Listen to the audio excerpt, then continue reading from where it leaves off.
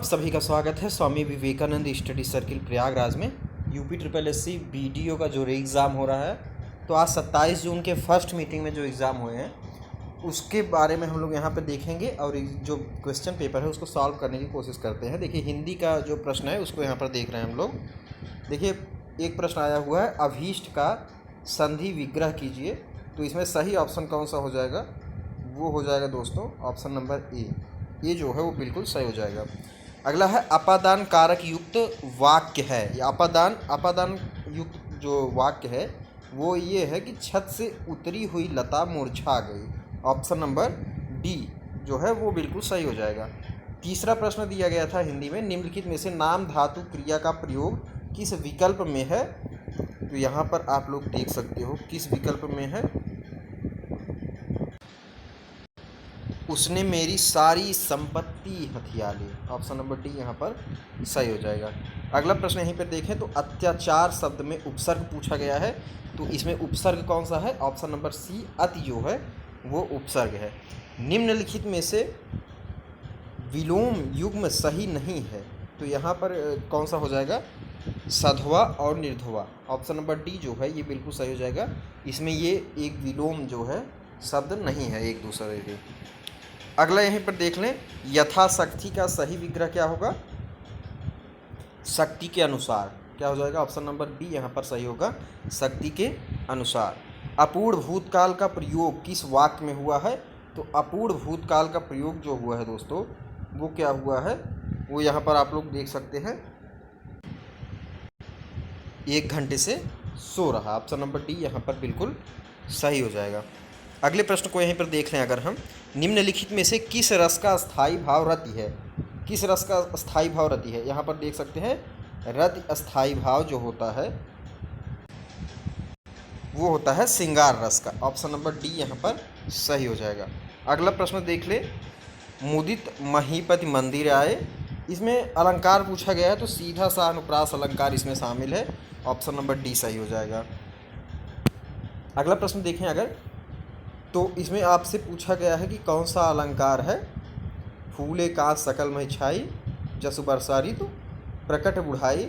इसमें जो अलंकार है वो है उत्प्रेक्षा अलंकार, यानी ऑप्शन नंबर सी यहाँ पर सही हो जाएगा।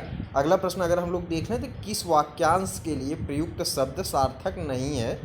तो देखिए दोस्तों, इसमें जो सही नहीं है वो क्या हो जाएगा? जो सब कुछ जानता है उसको सर्वज्ञ हम लोग कहते हैं, लेकिन इसमें बहुज्ञ दिया है, तो ये वाला ऑप्शन यहाँ पर सही हो जाएगा। जहाँ जाया न जा सके वो क्या होगा? वो हो जाएगा अगम्य। ऑप्शन नंबर डी यहाँ पर सही हो जाएगा, वो अगम्य होगा। अगला प्रश्न देखें, उन्मीलन शब्द का विलोम क्या होगा? निमीलन। ऑप्शन नंबर बी यहाँ पर सही हो जाएगा। अगला प्रश्न, राम को रूप निहारत जानकी कंगन के नग की परछाई। इसमें इस पंक्ति में रस पूछा गया है। इस पंक्ति में जो रस है वो ऑप्शन नंबर यहाँ पर बी सही हो जाएगा, श्रृंगार रस है। अगला प्रश्न यहाँ पर देख लें हम लोग, निम्नलिखित में से किस शब्द की वर्तनी सही है? इसमें से वो सही वर्तनी है ना दोस्तों, वो कौन सा हो जाएगा? यहाँ पे ऑप्शन नंबर ए जो है वो यहाँ पर बिल्कुल सही हो जाएगा। किस विकल्प में सभी शब्द परस्पर पर्यायवाची हैं? तो इसमें जो सही ऑप्शन है वो है वृक्ष, द्रुम और विटप। ऑप्शन नंबर बी जो है वो सही हो जाएगा। अगर आपने वो किया है तो बिल्कुल सही किया है। निम्न में से कौन सा शब्द सागर का पर्यायवाची है? तो सागर का पर्यायवाची है निर्झर। यहाँ पर पर्यायवाची नहीं है। इसमें एक चीज़ ध्यान दीजिएगा कि कौन सा इसमें सागर का पर्यायवाची नहीं है, तो वो निर्झर। निर्झर क्या है? वो झरना है। अगला प्रश्न देखते हैं कि निम्नलिखित में से कौन सा शब्द तत्सम है? तो पाषाण जो शब्द है वो क्या है? वो एक तत्सम शब्द है, बाकी सब तद्भव है। निम्नलिखित में से चिक्कड़ शब्द का तद्भव क्या होगा? चिकना होगा। ऑप्शन नंबर बी यहाँ पर सही हो जाएगा। अगला देखें, परिवा शब्द का तत्सम रूप क्या होगा? यहाँ पर परिवा शब्द का जो तत्सम रूप है वो हो जाएगा प्रतिपदा। Option number C. गुप्तचर इस शब्द के लिए कौन सा वाक्यांश सही है? तो गुप्तचर क्या होते हैं? वो छिप कर टोह लेते हैं। छिप कर टोह लेने वाला, यानी ऑप्शन नंबर बी सही हो जाएगा। अगला प्रश्न यहीं पर देखें, किए गए उपकार को न मानने वाला कौन क्या हो जाता है? वो हो जाता है कृतघ्न। ऑप्शन नंबर बी सही हो जाएगा। कृतज्ञ जो होता है वो मानता है, लेकिन कृतघ्न जो होता है वो किए गए उपकार को नहीं मानता। अगला प्रश्न यहीं पर देख लें, निम्नलिखित में से समिति शब्द का बहुवचन क्या होगा। समिति शब्द का बहुवचन पूछा गया है। इसमें सही ऑप्शन हो जाएगा ऑप्शन नंबर बी, यहाँ पर सही हो जाएगा। अगला प्रश्न देखें, हाथ कंगन को आरसी क्या, पढ़े लिखे को फारसी क्या, ये लोकोक्ति बहुत फेमस है। तो हाथ कंगन को आरसी क्या, इसमें क्या है कि यहाँ पर देख सकते हैं प्रत्यक्ष को प्रमाण की आवश्यकता नहीं होती। ऑप्शन नंबर डी यहाँ पर सही होगा। मनगढ़ंत, शिष्टता और घबराहट, इन शब्दों के लिंग बताइए। तो इसमें जो सही ऑप्शन होगा दोस्तों वो मनगढ़ंत क्या है, ये पुल्लिंग है, और दोनों जो हैं वो क्या है, स्त्रीलिंग, यानी ऑप्शन नंबर यहाँ पर बी बिल्कुल सही हो जाएगा। ऑप्शन नंबर बी जो है वो इसमें सही होगा। अगला प्रश्न देखें कि एक लाठी से हाँकना मतलब अच्छे बुरे का अंतर ना करना, यानी ऑप्शन नंबर बी यहाँ पर सही हो जाएगा, एक लाठी से हाँकना। कौन सा शब्द तद्भव है, इसमें अगर हम लोग देखें तो इसमें जो तद्भव शब्द है वो हो जाएगा ऑप्शन नंबर डी यहाँ पर सही हो जाएगा। इनमें से एक वचन बहुवचन का कौन सा युग्म सही नहीं है, यहाँ पर सही ऑप्शन होगा ऑप्शन नंबर बी जो है वो सही हो जाएगा। अगला प्रश्न देखें कि किस विकल्प में शब्द युग्म का अर्थभेद सही नहीं है। तो इसमें जो सही विकल्प होगा वो ऑप्शन नंबर बी हो जाएगा। और जो है इसमें दिया गया है दूसरा और तथा, तो ये जो है ये गलत है, यहाँ पर ऑप्शन नंबर बी सही हो जाएगा। अगला प्रश्न दिया गया है, यहाँ पर देख सकते हैं आकार और आगार का उचित अर्थ है। तो आकार का अर्थ क्या होता है, आकृति, और आगार का अर्थ क्या है, धाम।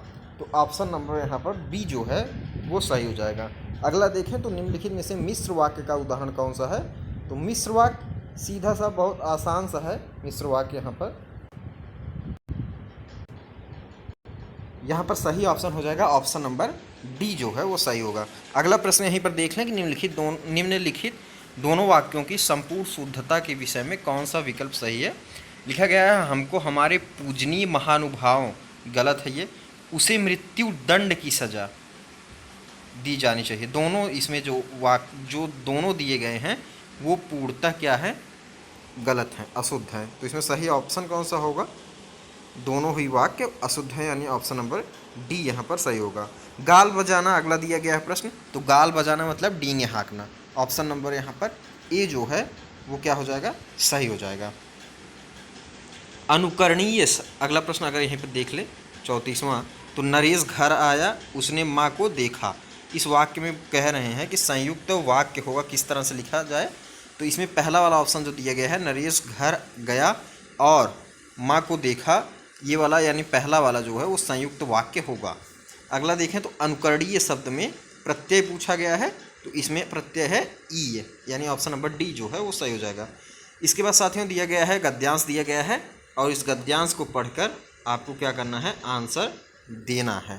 तो जैसे देखिए क्या दिया गया है जब चींटियाँ एक साथ होती हैं तो इसमें क्या होगा, अपने से बड़े आकार के जीवों को चट कर जाती हैं। ऑप्शन नंबर डी यहाँ पर सही हो जाएगा। अगला एक और प्रश्न दिया गया है कि अकेला चना भाड़ नहीं फोड़ सकता। इस लोकोक्ति का अर्थ क्या है, इसका अर्थ है कि अकेला व्यक्ति कुछ नहीं कर सकता, यानी अपना ऑप्शन नंबर सी सही हो जाएगा यहाँ पर। अगला देखें तो इस गद्यांश का उपयुक्त शीर्षक क्या होगा, संगठन में शक्ति है। ऑप्शन नंबर सी यहाँ पर सही हो जाएगा। अगला प्रश्न यहीं पर देख लें तो अगला दिया है तिनके की विशेषता क्या है। जो जब तिनका क्या हो जाता है, जब तिनका संगठित होकर रस्सी बन जाता है तो इससे विशाल हाथी को भी बांधा जा सकता है। ऑप्शन नंबर ए यहाँ पर सही होगा। और बूंदों के मेल का क्या महत्व है साथियों, बूंदों की मेल से सागर का निर्माण होता है। यहाँ पर ऑप्शन नंबर बी यहाँ पर सही हो जाएगा। अगला प्रश्न देख लें तो वोस्ट वर्ड का विकल्प है, तो वो हो जाएगा प फ ब भ, यानी ऑप्शन नंबर सी यहाँ पर सही होगा। अगला दिया गया है, क्या दिया गया है, निम्नलिखित में से कौन सा स्वर संधि का भेद नहीं है। तो ये जो अनादि है ये स्वर संधि का भेद नहीं है यहाँ पर। अगला प्रश्न यहाँ पर देख लें कि रसखान कवि किस भाषा के कवि थे। तो ये भाषा थी इनकी ब्रज भाषा, रसखान की। अगला प्रश्न यहीं पर देखें हम लोग, निम्नलिखित में से कौन सी कहानी प्रेमचंद्र द्वारा रचित नहीं है। तो जो ये ताई है ये प्रेमचंद के द्वारा रचित नहीं, बाकी पूस की रात, ईदगाह, दो बैलों की कथा, ये सब क्या है, प्रेमचंद की रचनाएं हैं। अध्यक्ष महानगर पालिका को लिखे गए पत्र को किस प्रकार का पत्र कहेंगे। तो ये एक औपचारिक पत्र है अगर महानगर पालिका को कोई पत्र लिख रहे हैं। अगला प्रश्न है, निम्नलिखित में से दोहा किसका है।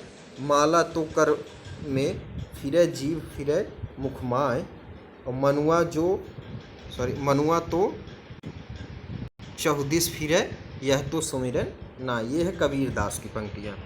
अगला प्रश्न देखें, भाषा का कौन सा कौशल सबसे पहले बच्चा सीखता है। तो सुनना और समझना। अगला प्रश्न देखें, तो निम्नलिखित में से किस विकल्प में अनुनासिक का प्रयोग किया गया है। तो ऑप्शन नंबर ए जो है वो बिल्कुल सही होगा, चाँद और सांस। अगला है, राहु सांस्कृत्यायन ने लेखन के लिए निम्नलिखित में से किस विधा को विशेष रूप से पसंद किया। तो वो किया है यात्रा वृत्त। बहुत फेमस ये प्रश्न है। तो ये हिंदी के प्रश्न थे जो मैंने आपको बताए। अगला हम लोग पार्ट यहाँ पर देखेंगे, और जो भी हमारे मित्र चैनल पर पहली बार हैं चैनल को सब्सक्राइब कर लें ताकि हर वीडियो का नोटिफिकेशन आसानी से प्राप्त हो सके। तो चैनल को सब्सक्राइब जरूर करिएगा। आप सभी का बहुत बहुत धन्यवाद।